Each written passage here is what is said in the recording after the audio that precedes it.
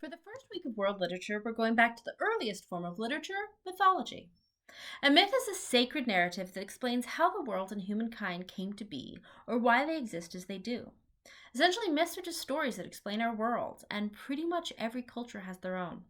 The Greeks had a pantheon of gods led by Zeus, the early Germanic peoples had Thor, Odin, and Loki, and the Abrahamic faiths, Judaism, Islam, and Christianity, have biblical stories like Adam and Eve. These are the stories that explain to their believers what it means to live in this world. Importantly, when we use the term myth in academic studies, we're not saying that it's false. It just indicates a story from a particular system of belief.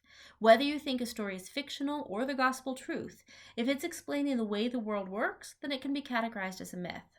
Most myths were originally part of the oral tradition, meaning that they were passed on from person to person verbally rather than in written form. Later, as cultures that believed in these stories developed writing systems or were invaded by other cultures that used them, these stories were written down and preserved. Mythology is not only a form of literature, it shapes much of modern literature. Mary Shelley drew on the Greek myth of Prometheus in writing Frankenstein. George Bernard Shaw based his play on the story of Pygmalion, which became the musical My Fair Lady. Shakespeare, Tennyson, and dozens of others were inspired by stories of King Arthur and his knights. Even today, television shows, movies, and comics continue to draw on the world mythology. When thinking about mythology, there are two basic methods of interpretation. External, explaining the outside world, such as natural disasters, seasons, weather, or rituals and laws, for example, the Greek myth about Ceres and Persephone, or internal, explaining our lives, thoughts, and actions.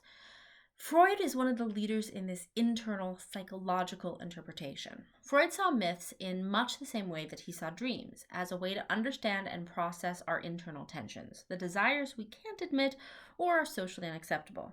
For Freud, our internal processes are split into three regions of our personality: the id, our base desires and impulses, sex, violence, impulsive actions, think Dr. Jekyll or Tyler Durden from Fight Club; the superego, our conscience or the part of ourself that enforces the rules and keeps the impulses in check, think Jiminy Cricket advising that our conscience should be our guide; and the ego, our conscious self that tries to mediate between the wild child id and the uptight superego. As you read the stories this week, ask yourself, is this story trying to explain the outside world? Or is this story warning about more Freudian elements, like perhaps an id that's gotten out of control? The first collection of stories that you'll be reading are all creation stories, one of the most basic types of mythology. Mythology is, at its heart, a way that we as a society explain our world: who we are, where we come from, how we should live, why we do what we do. How the world began is one of the most basic questions that is addressed by nearly every culture. These stories all reveal a lot about how the tellers saw themselves, their gods, and their world. The first three stories come from indigenous peoples in countries that were later colonized by the British: the Iroquois Nation from the American Northeast, the Apache tribes from the American Southwest, and the Aboriginal peoples of Australia. Each of these stories was created as an oral text before the invasion of European explorers, and later recorded by the colonizers. That means that the versions we're reading have been filtered through a European perspective. It's always important to remember with early texts that they may have been changed or adapted based on the views or values of later writers. We'll also be reading a text called the Enuma Elish, which is an Akkadian poem that was composed between the 18th and 12th century BCE. This too was based on orally transmitted stories from much earlier. In the version we have today, the emphasis is placed on the Babylonian god Marduk, his triumph over a female personification of the ocean, Tiamat, and the male personification, Apsu. Marduk then creates the world from the body of the female deity and establishes the first city, Babylon. This version of the story not only makes the Babylonian god the primary deity of creation, supplanting earlier deities, but also makes Babylon the first and central city in the world. Like many creation stories, Enuma Elish serves not only to celebrate and promote the land of origin, but also to explain the world and man's place in it.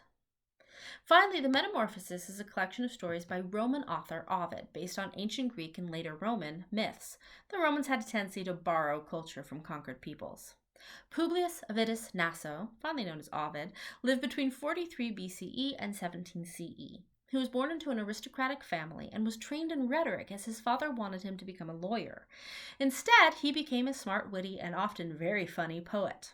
One of the main focuses of his works was the retelling of ancient myths that had been passed down orally, first from the Greeks, then to the Romans. His frank discussions of love and sex, as well as a few political jabs, irritated some of the more conservative Romans, including the Emperor Augustus. Eventually, Ovid was exiled from Rome, where he continued to write despite his detractors. At the time of his exile, he was just finishing his greatest work, Metamorphosis, Greek for changes. This work was in part a response to Virgil's Aeneid, a great epic that described the founding of Rome by the hero Aeneas. This was the official, government sanctioned version of Rome's history and focused on all of the values that the emperor wanted his country to embrace: duty, imperial power, and military honor. Ovid's Metamorphosis, written in epic style, mocks this solid moral narrative with ironic presentations of morals, no true hero, and the ever present message of change.